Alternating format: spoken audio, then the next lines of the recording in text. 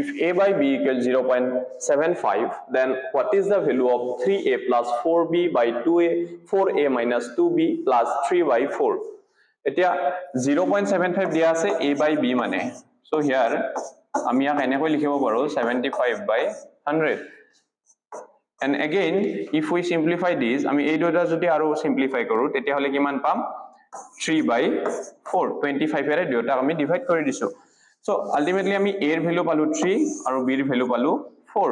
এই a আৰু b এৰ ভ্যালুটো আমি কি কৰিম এতিয়া এই ইয়াত পুট কৰিম, ইয়াত পুট কৰিলে কিমান হ'ব 3 into a means 3 into 3 means 9 plus 4 into b means 4 plus 16 4 into a means a means 3 4 into a means 4 3s are 12 minus 2 into b 2 into 4 it will give us 8. ঠিক আছে, so here 12 minus 8 plus ase aru eta 3 by 4. 12 minus 8 is 4. 9 plus 16 is 25 plus 3 by 4. And here 4 25 plus 3 will give us 28. And 28 by 4 is 7. গটিকে আমাৰ উত্তৰটো ওলাব 7 হাত. Similarly, এটা আৰু question আছে তোমালোকৰ বাবে, এই questionটো solve কৰিবা আৰু answerটো কি হয় তোমালোকে কমেন্টত জনাবা.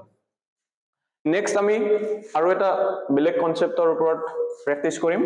So ইয়াত দিয়া আছে 0.45 square minus 0.13 square divided by 0.16. ইয়াৰ ভ্যালুটো কিমান হ'ব সিম্পলিফাই কৰি উলিয়াব দিছে. So e কেনেকুৱা ফৰ্মত আছে a square minus b square. So a square minus b square ফর্মত থাকিলে আমি জানো কি কি হিসাবত লিখিম a plus b whole into a minus b. ঠিক আছে, সো ইয়াক আমি এনেকৈ লিখিম ইটো a হিসাবত ধৰি লম, that is 0.45 plus 0.13 whole into 0.45 minus 0.13. ঠিক আছে, so a plus b whole into a minus b আৰু তলত আছে 0.16.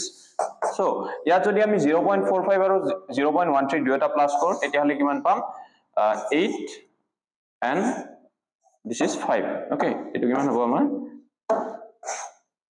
58, that is 0.58 whole into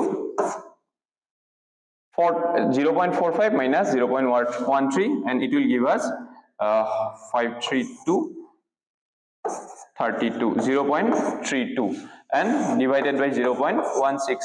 এতিয়া 0.16 এদি আমি 0.32 যদি ক্যান্সেল কৰো তেতিয়া হলে কিমান বার যাব 2 times যাব 16 2s are 32 ইয়াত আছে 0.32 ইয়াত 0.16 গতিকে আলটিমেটলি আমি আনসার কিমান পাম 2 পাম আৰু 2 multiply by this 0.58 will give us 116 and decimal আছে দুটা প্লেসত, so 1 2, so 1.16 will be our correct answer. ঠিক আছে, similarly এই কোৱেশ্চনটোৰ বাবেও এটা প্ৰ্যাকটিস কোৱেশ্চন আছে, এই কোৱেশ্চনটো সলভ কৰিবা আৰু অপচনটো কি হয় তোমালোকে কমেন্টত জনাবা.